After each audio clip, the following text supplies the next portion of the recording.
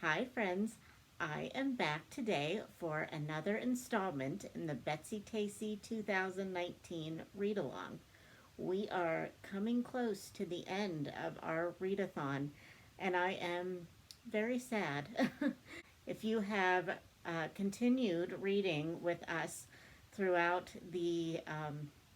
past the Betsy portion of the Deep Valley series, then you will have read with us this month Emily of Deep Valley. And Emily was never mentioned in the Betsy Tacy books in the Deep Valley series, but I've been talking to Kelly, one of the hosts of the Betsy Tacy read along, and she and I both agreed that if we could go back in time, we would tell Maud Hart Lovelace to do an entire series on Emily. Um, this was a fantastic book.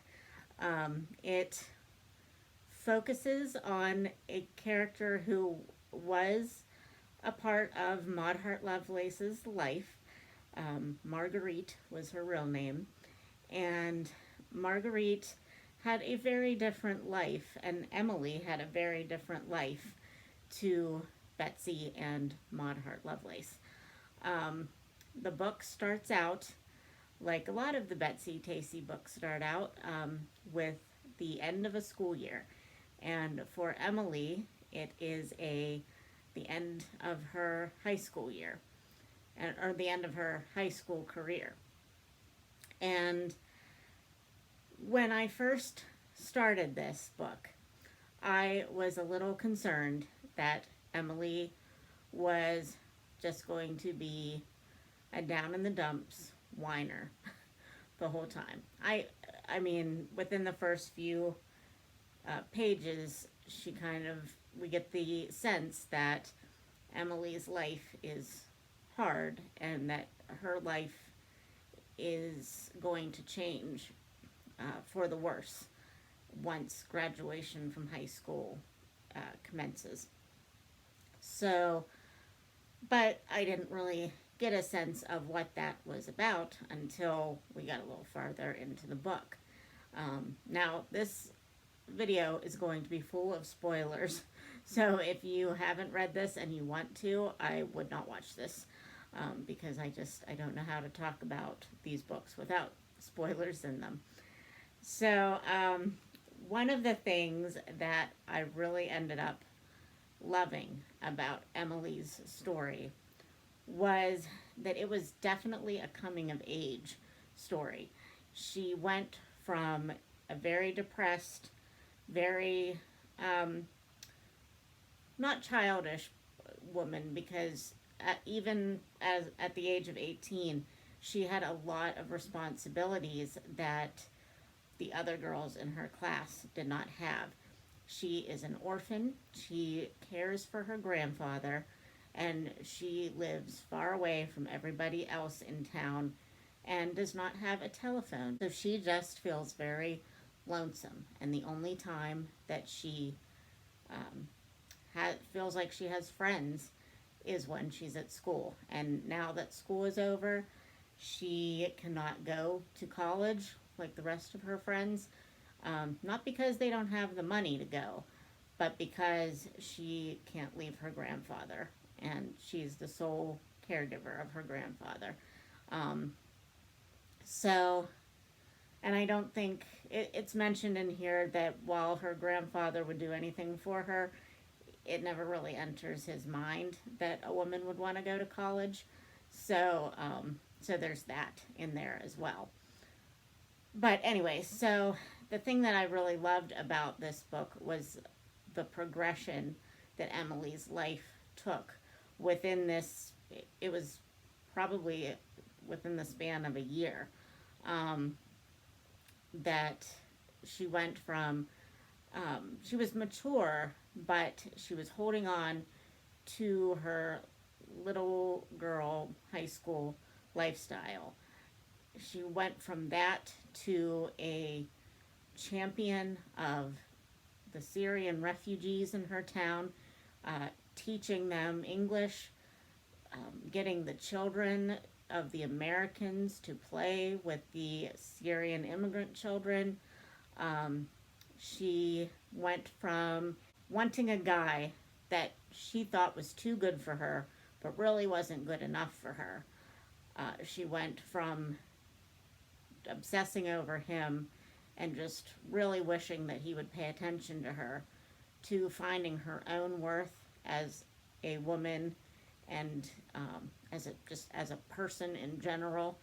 And she was rewarded for that in many, many ways, including love. And thankfully, not from that guy. Thankfully, from somebody else.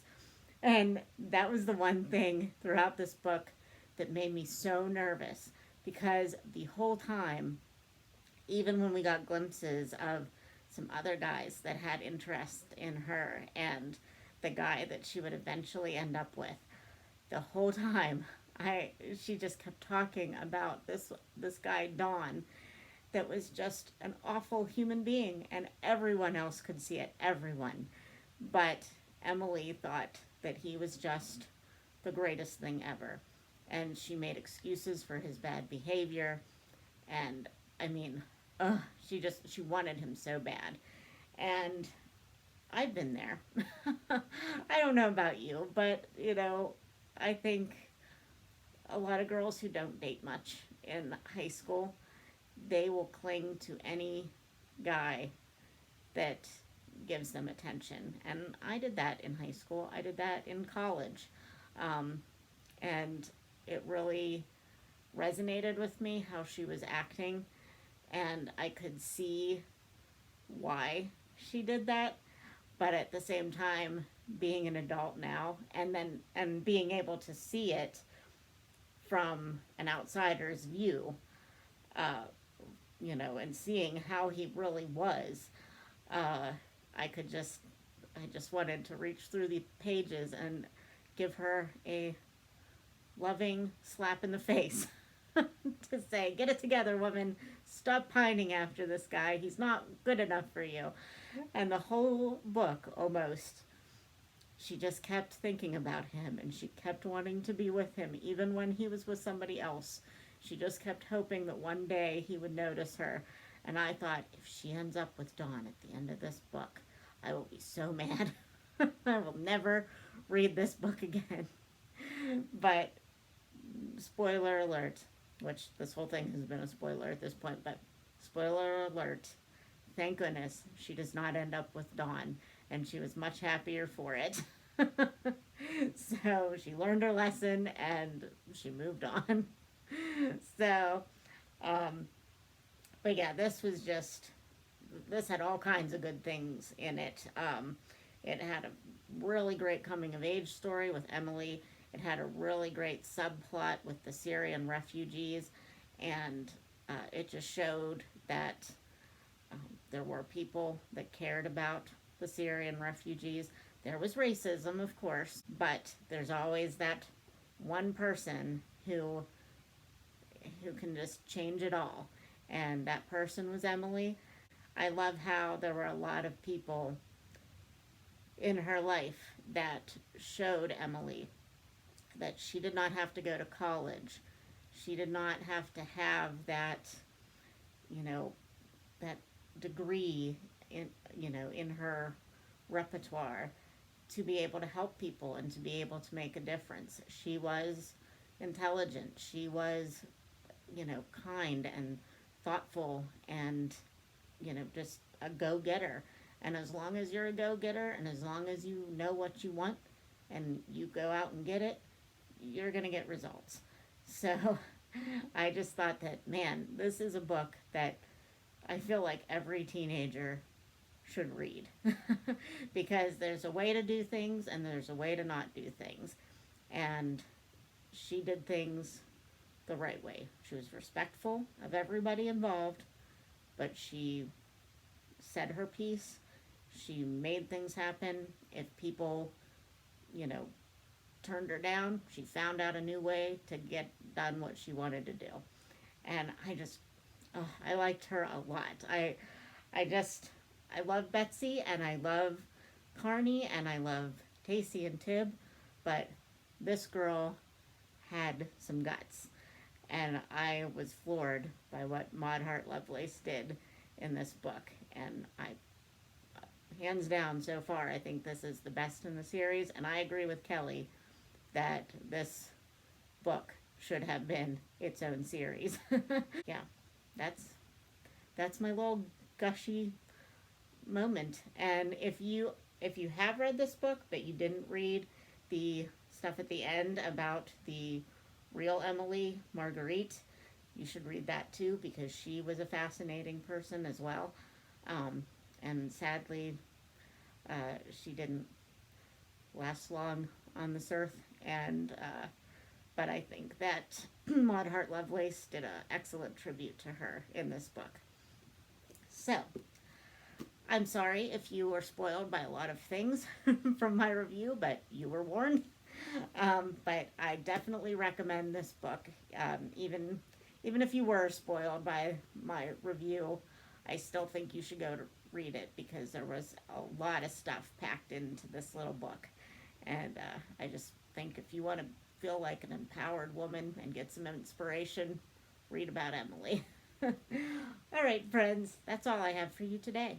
I will talk to you next month for our final book in the Betsy Tacy 2019 read along, Winona's Pony Cart.